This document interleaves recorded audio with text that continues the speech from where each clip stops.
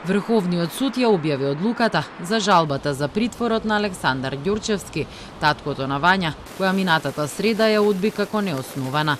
Ѓурчевски е осомничен дека помагал при грабнувањето на неговата ќерка, која беше пронајдена мртва на 3 декември минатата година.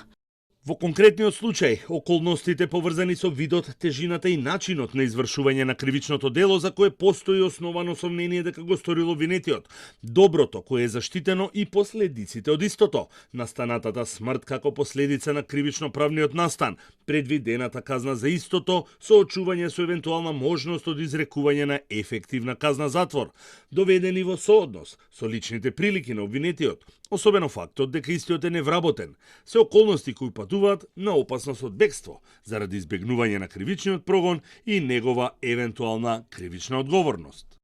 Во одлуката на највисокиот суд се наведува и дека со оглед на фактот што истражната постапка не е во целост завршена и натаму постои оправдан страф и реална опасност дека обвинетиот ќе ја попречува кривичната постапка со влијание врз сведоците и останатите осомничени, како и прикривање на доказите. Судот при тоа оценили дека е оправдан стравот од повторување на делото.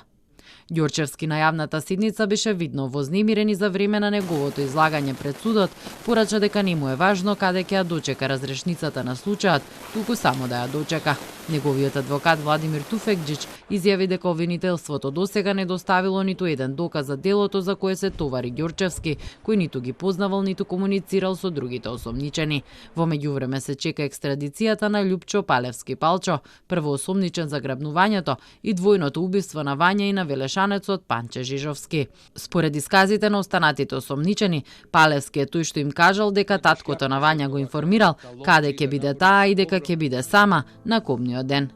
Минатиот понеделник, рано наутро во 7:20